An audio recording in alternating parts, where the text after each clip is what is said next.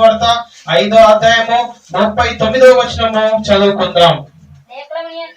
ఎక్కడుందంటే లేఖనముల యందు మీకు నిత్య జీవము కలదని తలంచుచు వాటిని పరిశోధించుచున్నారు, అవే నన్ను గూర్చి సాక్ష్యమిచ్చుచున్నవి. హల్లెలూయా. ఏమండి, లేఖనములను గురించి మనం ఏం చేయాలంట? పరిశీలన చేయాలంట.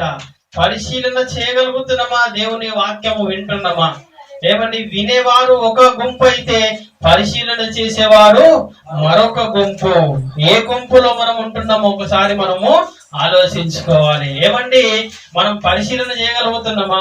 దేవుని వాక్యాన్ని మనం వింటున్నాము కానీ విన్న మట్టుకు విని మనము దేవుని కోసం బ్రతకకపోతేనంటే ఎలాంటి ప్రయోజనం మన జీవితాలలో ఉండదు.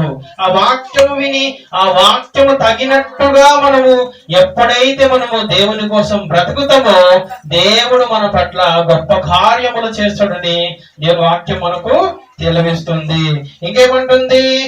ఆ లేఖనముల యందు మీకు నిత్య జీవం కలదని తలంచుచు వాటిని పరిశోధించుచున్నారు, అవే నన్ను గూర్చి సాక్ష్యం ఇచ్చుచున్నవి. హల్లెలూయా. కాబట్టి లేఖనములను మనం ఏం చేయాలంటే ప్రతిదినము పరిశీలన చేయాలి. అవే దేవుని గురించి సాక్ష్యం ఇస్తా ఉన్నాయి కాబట్టి ఆ సాక్ష్యాన్ని మనము కాపాడుకోవాలి. ఆ లేఖనములను మనం విని ఏం చేయాలంటే నిత్య జీవానికి వెళ్ళడానికి మనకి ఎంతగానో అవసరమై ఉంది వాక్యం. హల్లెలూయా. ఏమండి, అన్ని ఉన్న సంఘములో వాక్యము లేకపోతే ఎలా అయినా ప్రయోజనం ఉంటుందంటే ఏమి ప్రయోజనం కూడా ఉండదు. వాక్యము చాలా విలువైనది, వాక్యం గొప్పది. ఈ వాక్యాన్ని వినడానికి మనం ఏం చేయాలంటే వినగల చెవిని దేవునికి ఇవ్వాలి. హల్లెలూయా.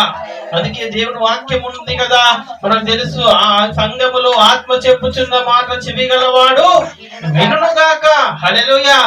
అందరికి చెవులుంటాయి కానీ వాక్యము సంఘములో ఎప్పుడైతే బోధిస్తున్నారో మరి ఆత్మీయులు ఏం చేస్తారంటే సంఘములో ఉన్న మాటలు వినడానికి చెవిగలవారు వినడానికి వినసొంపుగా చెవులను దేవుడు ఇస్తారంట. హల్లెలూయా. ఆ విధంగా మనం ఉండగలుగుతున్నామా? ఆ విధంగా మనము దేవుని కోసం నమ్మకంగా బ్రతకగలుగుతున్నామా? ఒకసారి మనం పరిశీలన చేసుకోవాలి.